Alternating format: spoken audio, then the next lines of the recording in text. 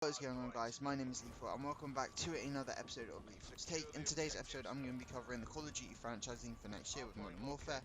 Kind of giving you all the facts about the league and the franchising and what we know so far, and also give you my take on the league and what I think of it. So let's first of all, I want to preference this by saying I know I haven't covered Call of Duty on my channel before, but I started playing Call of Duty in Black Ops 2. I started playing GBs at the end of Black Ops 2 and then played through 3 to 4 cycles of the game. I did Ghost, Advanced Warfare, Infinite Warfare, and a bit of World War 2. So I've been around the scene. I've followed it a lot. By no means am I an expert in it. So I just want to preference it by saying I I kind of know how it all works. So I just yeah. So it's been a game that's been very close to my heart. But I can be wrong with some things, and if anybody has different views or different opinions to me, please leave them down below. I'm happy to have a conversation with people, and you never know, like if people present good arguments and good facts, I can definitely change my mind when it comes to the things I'm about to talk about. So before I get into my opinion, let's cover what we know about the Call of Duty franchising so far. So next year, if you do not know, Call of Duty is going to a franchise-based model, which games such as League of Legends and Overwatch have done. League of Legends being the more successful one out of the two, even though the Overwatch League has actually done alright, like it's apparently made 82 million last season. So people, a game like Call of Duty has definitely probably seen that and thought it's a good idea. So what we know so far is teams such as Team Envious and Optic Gaming have been confirmed to be a part of it next season. There's also been some other investment from other companies that have purchased spots in the league. Um, Obviously, Envy being a staple in esports in general, they've had numerous teams with numerous different games. Most famously, the very successful CS:GO team in 2016, I think it was. And then Optic Gaming obviously being a huge esport team. However, they are kind of in a grey area right now with Immortals buying them pretty recently. So people don't know if Immortals are going to keep the brand or if they're going to dissolve it and have it not be a organization or a brand anymore. So those are teams such as those teams I've mentioned have been confirmed in the league. Now let's get into like the logistical side of it. So what it means for players. Each team is gonna have between 7 and 10 players per team. A salary of 50,000, which I've read is gonna be over the year, which means that they get about 4,000 ish per month. Games are going to run from January to July, and I think the league size right now is between an 8 and 16. I don't know the exact number, but I think that's what I've read that it's between. As well as that, they hope to expand to 28 teams come either the end of Modern Warfare or the next cycle of the game. They haven't really been too clear on it, which kind of sums up what's happened so far. They haven't really given away too much information or what is actually going on when it comes to this game, because I don't know why. It's been a bit odd. And also bear in mind the game is released in 2 months time. Like the game is coming out in 2 months time, so people don't know. We're still in a bit of a limbo mode where we don't know what's gonna happen moving forward. So with all of that being said, there is some more facts that I want to bring up that was leaked over the past day and over the last couple months, which I will get into when I kind of get my take in. It relates to certain things I want to talk about. But those are just the facts as we know so far. So let's get into my take. And my take is going to be a very controversial one, as I say at the start of the video. If you've got any opinions which disagree with mine, I'm more than happy to listen to people and have conversations with people. But this is just my take on it. So, I don't think Call of Duty Franchise League will work. Now, not in the sense of gameplay-wise or player-wise or anything like that. I think the gameplay is going to be good, especially if Modern Warfare from the looks of it actually looks a really solid game, so it's going back to where it needs to be. It's gonna be competitive from that standpoint. It should be a really fun game to watch, and I think it is what Call of Duty needed. They needed a good game that people can like again, because obviously the past few ones haven't been great, and even Black Ops 4 hasn't kind of lived up. It's been good, but I don't think it's lived up to the expectation that people wanted or thought it would. So, with that being said, they are going to. I don't think it will work purely for a couple of reasons. First of all, Call of Duty hasn't got a big following. Now, what I mean by that, and what I kind of mean by that is, if you look statistically, like viewer-wise, it's nowhere near a top esport. It's nowhere near your League of Legends, your Counter-Strikes, your Fortnites. Like their viewership is fractional. Now, just to give you some statistics, so you know I'm not talking a load of crap. Also, I will leave all these statistics I'm about to read in the description below. So if you want to look at these different games, feel free to. So we're going to start off with League of Legends. This is the biggest franchise-based model that we have in esports right now. They average 124,000 views on Twitch as a game in general. That is ranked number 2 overall, second to Fortnite, and they have a lot more hours watched. That's over 500 million. Over 11 million hours broadcasted with a max viewership of 816,000.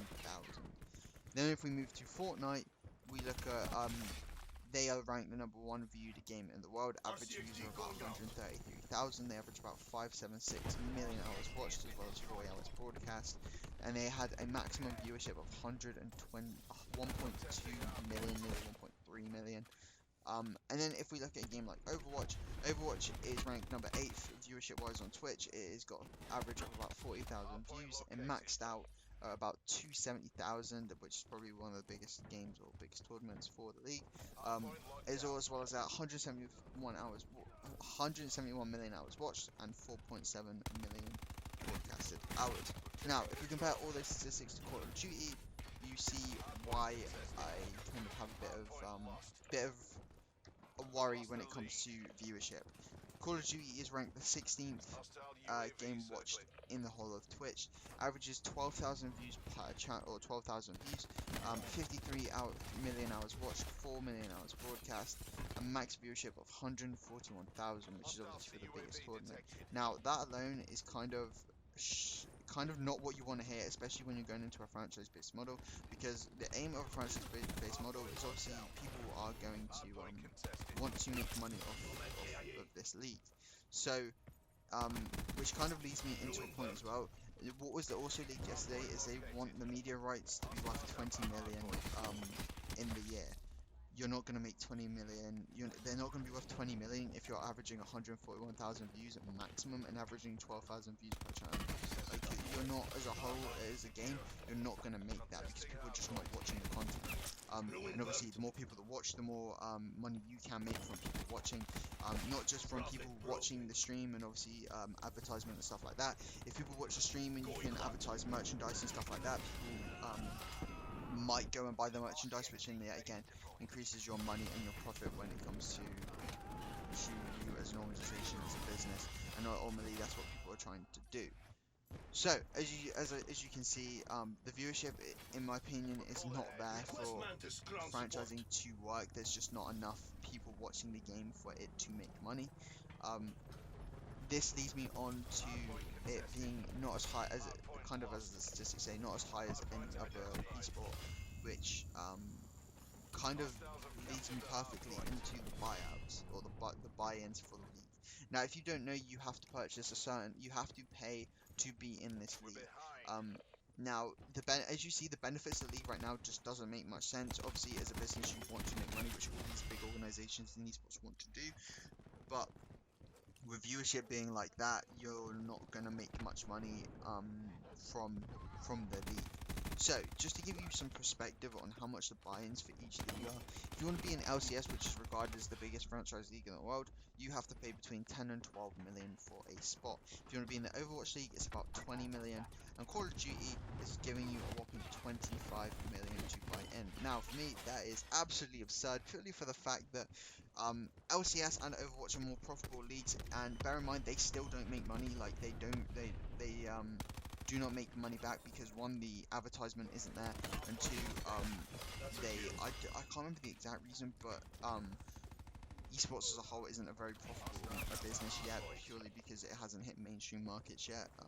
Not quite yet. The closest it's come to is Fortnite. But Call of Duty having a 25 million buyout or 25 million buy-in, and knowing what we know, as I've just read with statistics and viewership not being that high, it's not there for the league to make money.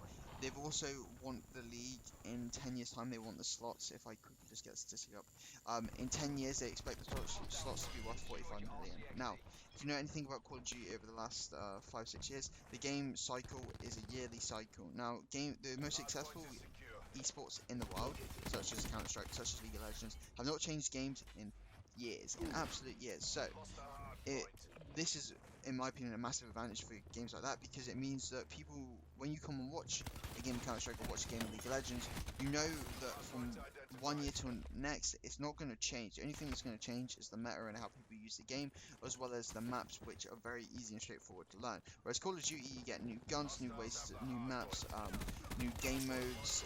Literally, you start from scratch every single year, year after year. So for one of that reasons alone, Call of Duty has never been an esport which, in my opinion, people can follow very closely. If they stick to one game, which with Modern Warfare, if it's a really good game, I hope they do, that gives them the best opportunity to be able to get better, or to get that viewership consistently. So I want to also end this like kind of rant by saying this as well. This hasn't been confirmed yet, but if this is the case, it's definitely going to hinder the scene a lot. If the Call of Duty World League is the only thing that's going to run next year in tournaments such from MLG, from MLG, UMG, any other third-party organization are not allowed to run, it's going to hinder the scene a lot, because you're not going to have that youth talent coming through. As I say, games such as League of Legends and Counter-Strike kind of have those systems. I don't know too much about LoL, but obviously with CS you have FaZe, you have ESEA, which young aspiring pros can come through and ultimately make it to the big leagues. Players such as Rops, Simple, Stewie, all these players have come from FPL and been noticed through that way. So if a system like that does work, GBs won't do that purely because Call of Duty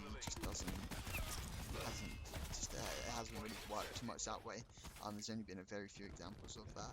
But if you're not gonna have like open brackets, which is one reason why I kind of like Call of Duty formats, is because they have open brackets that give teams that you won't ever see a chance to shine. So as I say, all the stats are gonna be in the description below. As I say, I don't really have too much high hopes for the Call of Duty World League. I want to end it by saying I hope they prove me wrong, because I do want to see Call of Duty succeed. It'll be great to have another massive esport, and especially a massive FPS at the very top. Again. Anyway, guys, hope you have enjoyed this episode. Please leave a like if you like the video. Leave comments down below if you agree. So that's just agree with me. But other than that, guys, have a great day, and I'll catch you next time.